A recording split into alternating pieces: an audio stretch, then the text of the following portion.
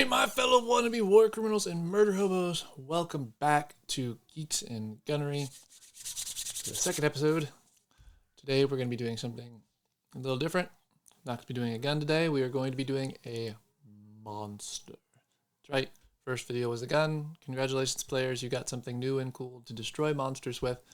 Now I'm going to help out your dungeon masters by giving them something to destroy you with. Hopefully. That is the hope.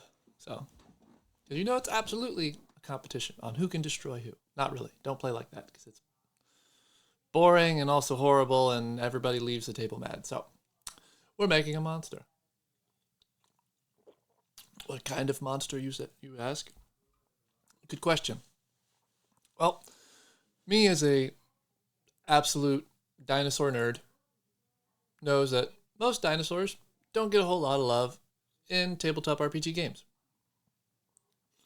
So we're going to take a dinosaur of my picking, my choosing, you shall say, and then we are going to merge it, mesh it, blend it up, make it something juicy with a creature from mythology. I have, excuse me, I have picked several mythologies to kind of narrow the focus a little bit, and then I have picked several monsters from each mythology. So that way we have some options, but also narrow our focus a little bit more because each of these mythologies have, dozens, if not hundreds of different gods, patrons, monsters, heroes of legend, things we could pull and be like, yes, we're going to mesh this with a dinosaur to make a monster. So today's dinosaur is one of my favorites. It's been a favorite of mine since childhood. Probably because of all of the hard-headed jokes that you could do with it, because I'm also incredibly stubborn. Just ask my wife. And for those of you who have watched the second Jurassic Park movie, Jurassic Park: The Lost World, Roland calls this one Friar Tuck when they're chasing it through the field.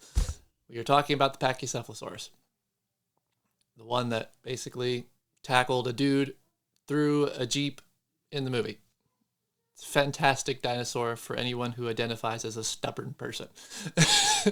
So that's the one we're going to be doing. We're going to be doing Pachycephalosaurus. Now, the mythologies, and we're going to roll for the mythology that we pick. There are 6 of them in total. We have Greek, which will be a 1 on a d6. We have Egyptian, which will be a 2 on a d6. We have Norse mythology, a fan favorite lately for most movies and things. Also because of the amazing game, God of War. Norse mythology will be a number 3 on the die. Then number 4 on the die will be Judaism mythology. Then with number 5 on the die will be Hinduism, or Hindu mythology. And then number 6 on the die will actually be Mayan mythology. Whew, that's a lot. There's a lot of things we could have. There's a lot of things that could be really cool that I would really love for each of these mythologies. So, because growing up I watched the Mummy movies, so Egyptian mythology was always kind of like, oh, this is really cool. And then also being a nerd for Greek mythology growing up, and then, Norse mythology, and, I was like, all of this stuff is so cool. Anyway, so we're going to roll for the mythology first, so we have an idea of which flavor we're going to go for, and we're going to be blending this with the Pachycephalosaurus. And then after that, like I said, I pulled a few from each mythology so that way we can narrow the focus a little bit more because, like I said, there's a lot of things we could grab.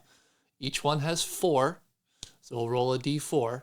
And because this is a geek channel, and as well as my logo is a a dragon skull with a Gatling gun coming out the mouth of it, which I did like. If I get nothing else out of this channel, I know that my logo is fucking cool.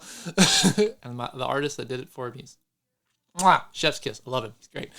So I bought a dice roller, dice cannon. Yes, I can shoot dice out of a cannon now. Okay, I'm a nerd. I love it. And also, I found some dice that definitely fit the vibe of the channel.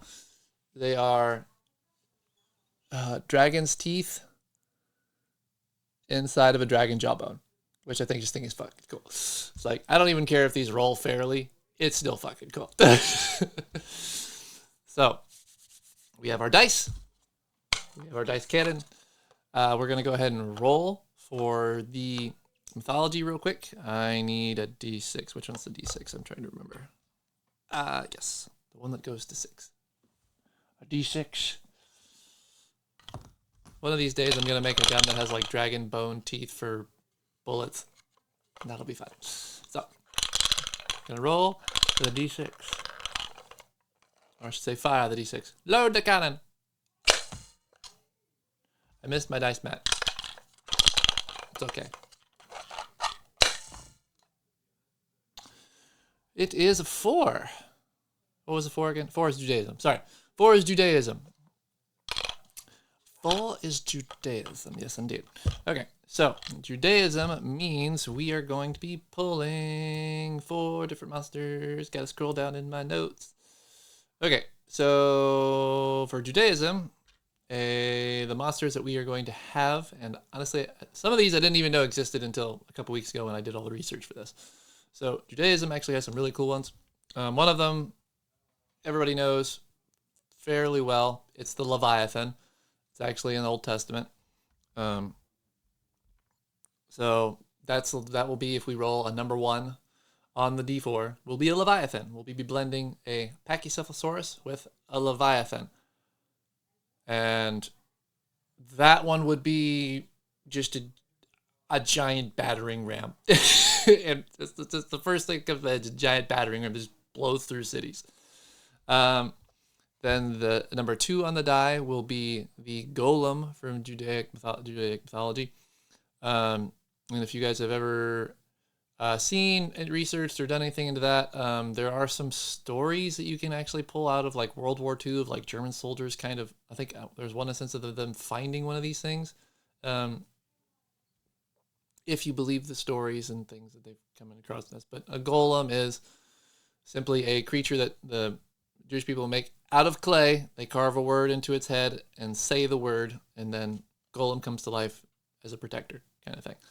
So that'll be a number 2. A number 3, my lord.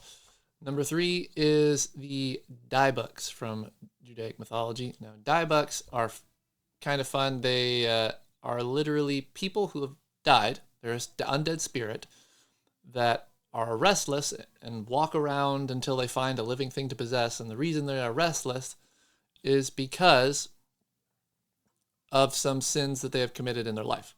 That's basically their sinful nature is causing them to be restless, and they're wandering around as an undead spirit until they can find something to possess. So that'll be number 3. Now, number 4, I didn't realize the Jewish people, Hebrew people, Judaic lore in general, I didn't realize they even had this in their mythology. Granted, every other mythology on the planet has a variant of these, but I didn't realize they had these either. So number 4 on the die is actually something called an estri, which, according to the little bit of research I've done, is basically a vampire, a female vampire combined with a siren kind of vibe there. So they have those in their lore, and I didn't think that was a thing in Judaic lore. I was like, that's new. So that'll be a number 4. And honestly, a blood-sucking, head-butting ram would be absolutely terrifying. And if that's the one we get, I apologize to your players. I'm sorry. I'm sorry ahead of time, because that's gonna suck. You DMs will be like, yes, but the players are gonna be like, why did you do this? I'll be like, This is what the dice rolled. This is what the dice rolled. I am blameless here. It's the dice. It's the dice's fault. That's what we'll go with. Okay, so D4 into the cannon. Okay, so it would probably help if I didn't tilt the cannon so much it just fell out. It's a 3. 3 is diebucks, a diebucks. So we have a very angry, boneheaded spirit that runs around and possesses people. Pachycephalosaurus, diebucks. That's what we're blending up. So an undead spirit with a dinosaur that has a very hard head that rams into things. You can almost say it's boneheaded. I'm sorry. I'm a dad. I make jokes. It's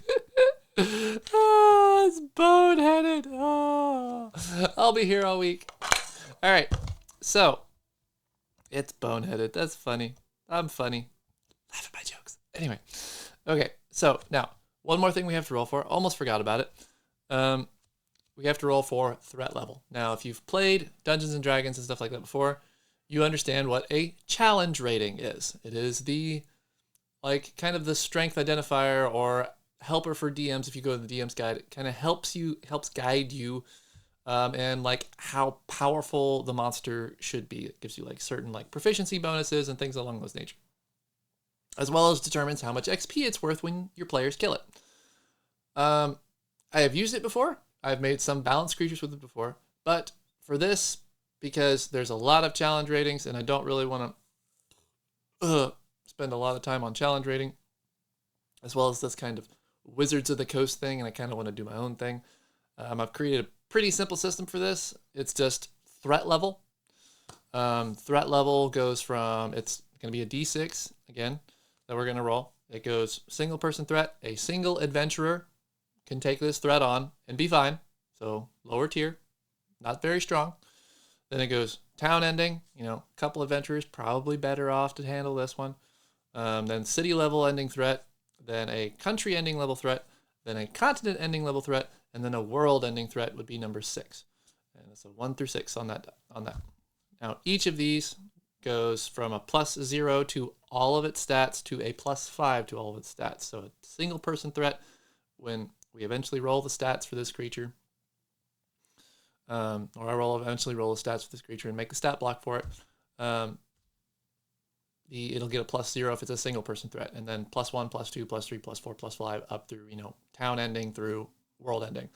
Now, I thought about going like even bigger than that and being like making it like a D8 and going like, yeah, it's a solar system ending threat, or if it's a galaxy ending threat.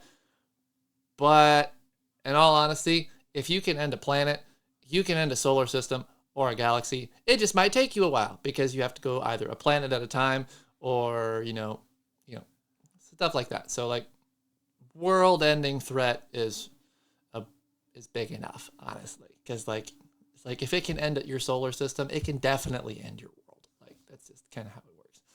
So we're gonna roll for the threat level now, D6 yet again, going into the cannon. All right. So yes. So 1 single person, 2 town, 3 city, 4 country, 5 continent, 6 is world. Firing the cannon. It's a 3. All right. So city ending threat. It's a tough threat. Could be more of a let's say like shorter campaign threat, not like a long, like couple year campaign threat, unless of course your players decide to, go side questing for forever, and then this actually becomes the BBEG of your campaign somehow. But still respectable, gets a +2 to all of its stats. So now we're all going to sit here 30 minutes quietly while I make a stat block right in front of you, because that's what you definitely want, is to sit here and watch me write for 30 minutes making no noise whatsoever. I'm just kidding. We're not going to do that, because that would just be absolutely insane. So what we're actually going to do, I bought a new magical item. That's right. That vendor that sold me the teleporter that the outlaw fucked me over on? Yeah, that one. Yeah. So went back to that vendor, got a new teleporter, and got it fixed. So now that one should work now. But he had something else that was really, really, really cool. He had a pen. It was actually a feather pen. I've never used one of these before. But he told me that if I thought really hard about what I wanted with this pen when I'm writing it or using it, it would just like appear on the page, which is freaking fantastic. I can make so many stat blocks with this. But he did say it would have some side effects. I don't really know what kind of side effects this would be. Wow, getting kind of fuzzy, like kind of vision kind of going blurry. I might have to stop recording for a little bit and take a moment to myself and Oh,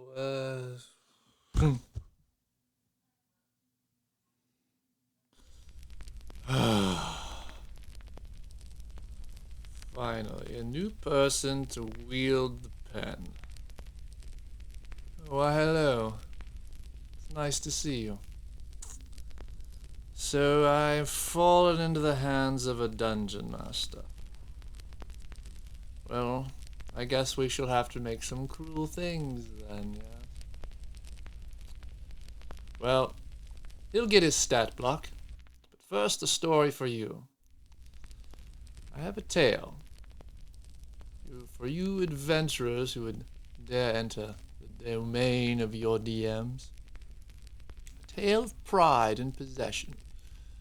Of the undead, and a warning foretold. A prideful man was convicted of murder. And he stood defiant and stoic at the gallows. His neck was soon to be broken by a man dressed in shadows. The mayor asked one question of the soon deceased. Any last words before your soul is released? The prideful man replied, Death shall not hold me. I shall not rest until I control thee. The mayor shook his head and gave his man a nod. A solemn hand gripped the switch, and then the sound of a snapping rod. The body was buried in an unmarked grave.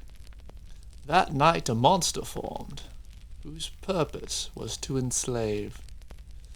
The soil boiled and rolled.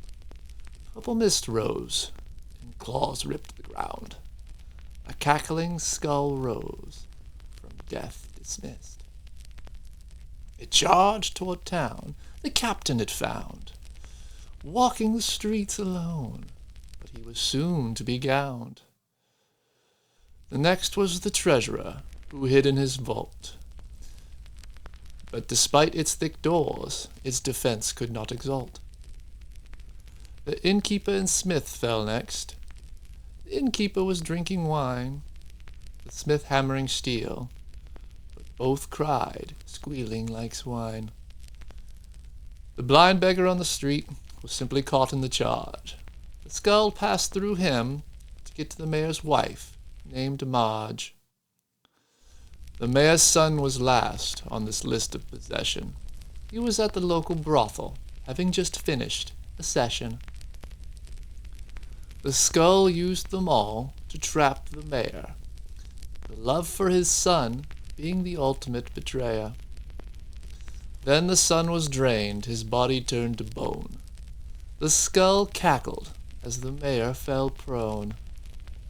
The city knew not what happened that night, but all would soon find of what pride delights.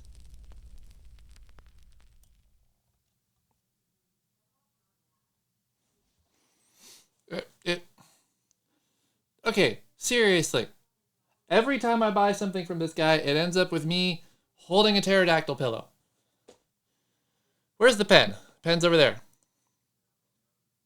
There's a stat block here, though. So it worked. But I blacked out. And I'm now holding a pillow.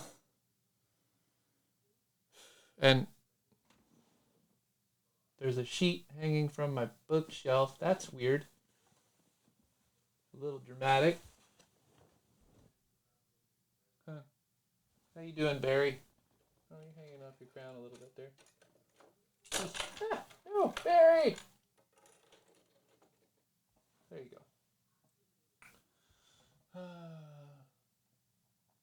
My wife is really good at painting minis.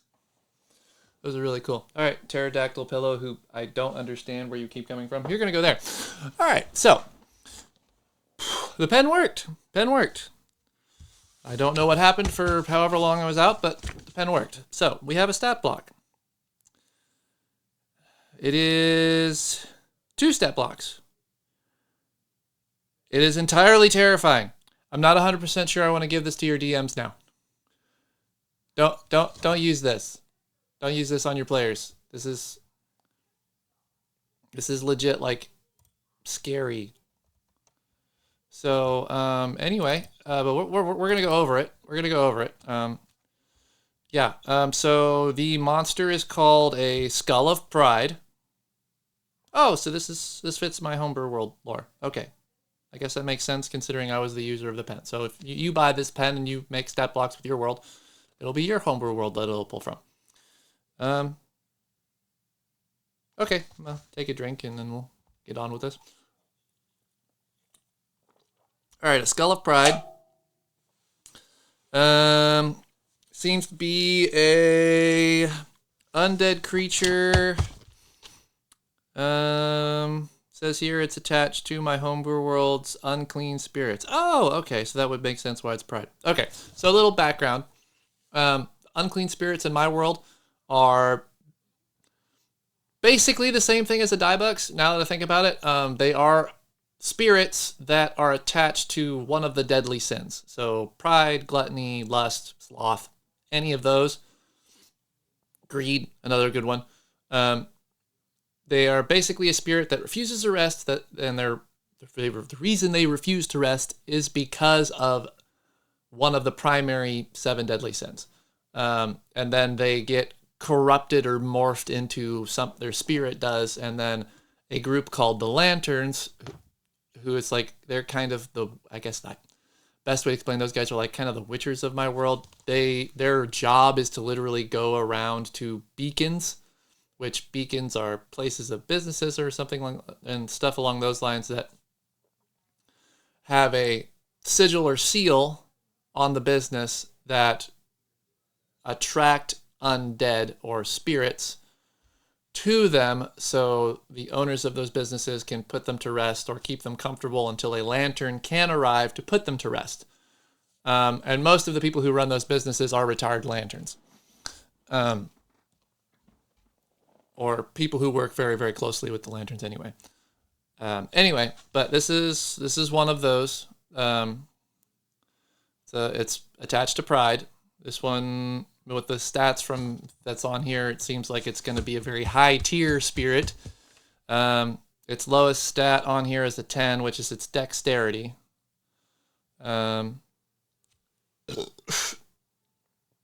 It's got great stats, like fantastic stats. Its charisma is an 18. So it's, I guess, a very persuasive creature. You know, prideful people like to talk themselves up and make them seem like they're better than everybody else. So I guess it would kind of make sense that they would be a little bit more charismatic. It has this thing on here that says vertebrae. I'm not sure what that is yet. Let me read a little bit more. Oh, okay. Okay. All right, so the skull has, you know how you have like 7 cervical vertebrae here in the back of your neck that connect like the base of your head to your spine? Those 7 are still attached to the skull. So like basically the person dies, and when they morph into this, their skull becomes this giant demented, like bony, like thick-headed thing, as well as I guess they keep their arms and their hands, so their scalp like becomes like big bony claws. Like it turned this thing into a Pokemon. This is Haunter. This is a floating demonic spirit skull with 2 hands with claws. This is Haunter the Pokemon, but much more cruel. Okay, that's the aesthetic. So purpley mist. Anyway, continue with this. So the 7 cervical vertebrae hang off the back of the skull. Now, apparently, for each one of these vertebrae it have, and apparently it can have more than 7 if you want to roll for it. So it's like 2d4 plus 3 according to the stat block, which is a little weird. But anyway, but that also would leave room for like fantasy races that could have more vertebrae from there to there. So depending on how many vertebrae it has, that's how many creatures it can possess. And it possesses them by doing what a Pachycephalosaurus does and charging them and running through their body. But it can do that to as many creatures as it can pass through with its movement speed, and its movement speed is 40 feet. So if it can pass through 7 creatures within 40 feet, it can possess 7 creatures in a turn. Now, you all have to make a charisma save, but that charisma save isn't low. It's a DC of 16. So that's fun. It doesn't have multi-attack, though. So it has most of this thing's strength is going to be like its abilities, which are pretty nasty. So it's ethereal. It can pass through solid objects okay, so it can only pass through solid objects as long as it has all of its vertebrae attached. So apparently, according to this, if all of its vertebrae are in use possessing creatures or a creature, because it has a legendary action that I'm going to go into here in a second, the skull literally just becomes a skull. Like it just falls to the ground and has 0 movement speed. So I guess at that point, if it's possessing 7 creatures, it takes all of its strength and concentration to control them. So I guess it'll just have one of the possessed people to pick it up and run around with it, I guess. I don't know. But it also has something called Pride's Gaze, which targets a single creature, and then if you don't pass a charisma save DC, you're paralyzed in awe of the skull.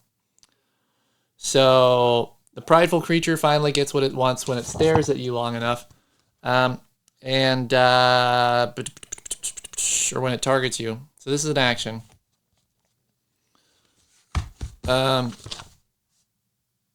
And yeah.